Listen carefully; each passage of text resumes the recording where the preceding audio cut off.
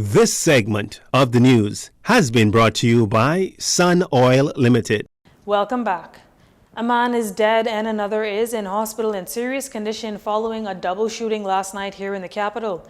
Criminal investigators have launched an investigation into that shooting that unfolded on Key West Street and Robinson Road. Shortly before 8 p.m., police were alerted to an incident which resulted in 2 adult males being shot about their bodies. They were transported to the hospital via private vehicles. One of the males succumbed to his injuries on arrival at the hospital, and the other is listed in serious condition. This matter remains under active investigation. Meantime, police also investigating a shooting incident that leaves an adult male nursing injuries to his lower back. Police say shortly after 7 p.m. on Monday, police were alerted to a shooting incident on Adderley Terrace off Carmichael Road. Officers were dispatched. On their arrival, they found an adult male suffering from gunshot wounds. Initial inquiries revealed that the victim was walking along Adderley Terrace, where he was approached by occupants in a small Japanese vehicle.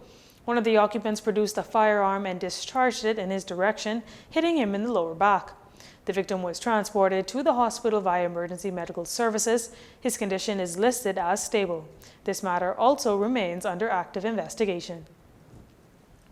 International COVID-19 update. New Providence confirming 234 new COVID-19 infections, Grand Bahama with 15, ABACO 2 new cases, and Eleuthera, Exuma, Inagua, and Long Island with 1 case each, as the Ministry of Health and Wellness confirmed a total of 255 COVID-19 infections for Sunday, January 16th.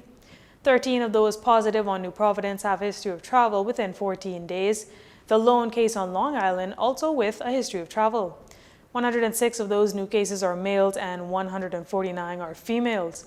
Active cases have now jumped to 7,132, with 141 of them in hospital fighting the virus. 133 moderately ill, 8 battling the virus in intensive care. The death toll remains at 719, 12 people recovered from the virus on Sunday. The Bahamas government and the United Arab Emirates signing a memorandum of understanding on Monday. The MOU was signed between Minister of Foreign Affairs and the Public Service Fred Mitchell and His Excellency Sheikh Shabout bin Nahyan Al Nahyan, Minister of State for Foreign Affairs and International Cooperation of UAE in Dubai. A statement from the Office of the Prime Minister indicating that the signing of the MOU begins a fruitful relationship between the Bahamas and the UAE, as the UAE government is committed to providing technical assistance through their Technical Assistance Program. It adds that embedded in the agreement is a provision that at least 50% of the participants in the training program are women. Both the Bahamas and UAE are committed to working together on several fronts for the mutual advancement of both countries. Officials contend that the exchange of information will be invaluable as the Bahamas continues to push through the setbacks of the pandemic toward national and economic growth. Acting Prime Minister and Minister of Tourism, Investment and Aviation Chester Cooper confirming that the Director General of Tourism, Joy Jibrillou, is on pre-retirement leave. The acting PM spoke to reporters on Monday on the sidelines of the Arawak X Digital Ecosystem meeting at the Bahamar Ballroom on Monday. Mrs. Jibrillou is officially on pre-retirement leave. Mrs. Duncombe, who is a distinguished executive in marketing and sales, will be acting Director General. I'll have more to say in due course. We have a very deep bench at the Ministry of Tourism. We have very senior, long-standing executives, and we are delighted for the contributions made by Mrs. Jibrillou over the past 8 years. Tourism and the country is better off as a result of her contributions. Back in 2014, Mrs. Jibrillou was appointed as Director General within the Ministry of Tourism. Before that, she was the Director of Investment at the Bahamas Investment Authority. As Director, Mrs. Jibrillou was responsible for heads of agreements for key tourism developments such as the Bahamar Resort. In October of 2021, Mrs. Latia Duncombe was named Deputy Director of Tourism. Mrs. Duncombe spent a number of years in corporate Bahamas and has a strong background in sales, marketing, and public relations skills. UB says no. That's the theme of the university's white ribbon ceremony held today as they officially partner with the Rotary Club of the Bahamas and the Bahamas Crisis Center in support of their White Ribbon campaign. The White Ribbon campaign is an initiative seeking to call attention to end the problem of gender-based violence. The global campaign got its start 30 years ago, back in 1989, following the horrors of the Montreal Massacre, a terrorist-level anti-feminist attack that resulted in the death of 14 on a university campus. UB President Dr. Rodney Smith speaks to the importance of their involvement in this initiative.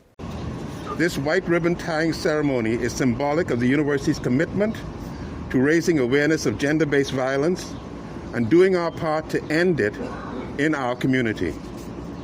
In particular, this campaign is keen to engage the students of UB and find male allies and forces to join and share the message that violence against women and children is abhorrent and wrong. Not only do we need to educate, we also need to work to ensure that there are good protective measures in place for those who face gender-based violence.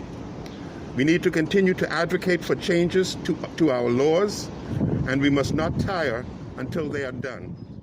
Director of the Crisis Center, Ms. Sandra Dean Patterson, says the issue of gender-based violence is not just a women's issue, noting that it should impact everyone as part of a society where persons, particularly women and girls, are forced to live in perpetual fear. Mrs. Dean Patterson also shared a testimony of a young woman that emphasizes the critical importance of the involvement of men, boys, and the community at large in this campaign to bring an end to violence against women. We're feeling very encouraged because the work has not been easy, and the need is for the country, for the community to refuse to accept gender-based violence. I always think that if you have a story, and the story helps you understand the problem even better. And very recently, there was a young woman who was out of her very abusive relationship and had got a temporary protection order. And the husband continued to stalk her and attacked her on the road. And there she was on the road. He was beating her and hitting her. Two young men passed by, and she kept saying, "Help, help, help," and nobody did anything. And then a car passed by with 4 people in it, and she's asking for help. The car just drove on by. She woke up in hospital. So that's the kind of thing we cannot, as a country, condone, close our eyes to, accept this kind of violence. We have to stop it, and this is an opportunity for men to speak, for university students to speak. The team, comprising of UB, the Crisis Center, and Rotary Club, tied a white ribbon at the university's entrance to symbolize their support for the anti-gender-based violence movement. Stay with us. Our final story is up next. This segment of the news has been brought to you by Sun Oil Limited.